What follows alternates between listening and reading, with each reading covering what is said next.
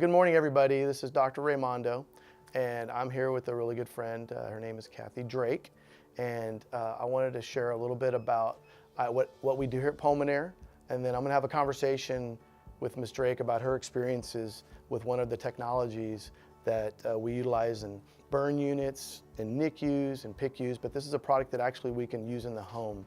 And we have several hundred patients that are being treated right now with all kinds of different chronic lung diseases. And so here at Pulmonaire, we were able to meet the inventor of the ventilator, Dr. Forrest Bird, many years ago. He came out with a technology called intrapulmonary percussive ventilation. It's a mouthful, so we call it IPV. There's a great doctor out in the New Braunfels area. His name's Dr. Shaw. He's a good friend of mine.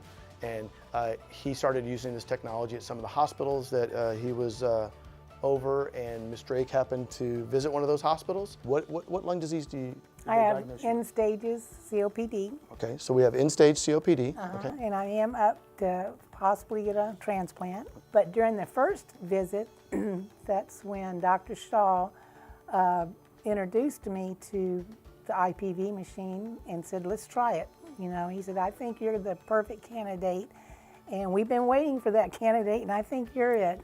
So let's talk about that real quick. So when they would release you from the hospital, were you taking any medications?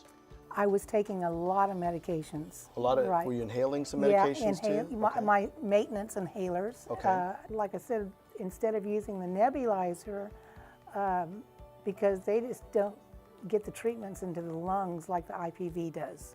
And it just gets it deep into the lungs. But even before that, what were they doing? Like when you're going back and forth to the hospital, because I think a lot of people can relate to this. I saw my father back in 2004, 2005 kind of go through there's this cycle that you start to kind of fall into, because you know, you start to feel a little bit run down, and your activities of daily living kind of change over time. It's like boiling, what they say, boiling a frog, right? If you drop them into boiling water, they jump out. But if you slowly turn it up, they don't realize it, and slowly, before you know it, did your world change at all? Did it become smaller? Yes, it did, because my activity level started I was getting slower and slower. It was getting harder to breathe, and I really wasn't on oxygen at that point. I think it's because when you have a disease, you don't realize, you think you're going to bounce back. Right. You think, I don't need to go to the doctor today, I'll wait.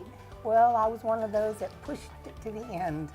And that's why I ended up where I ended up. And then after they explained, you can't push yourself, this is what you need to do, stay on a regimen. I am the best that I have been ever. We can now go to the park, we can walk in the park. So the doctors, we want you to be active. Yes, yes. And how easy is it to be active? Well, it is now. I could walk 2 miles on my own pace now. Of course. And I still use oxygen, but I couldn't have done that a year ago.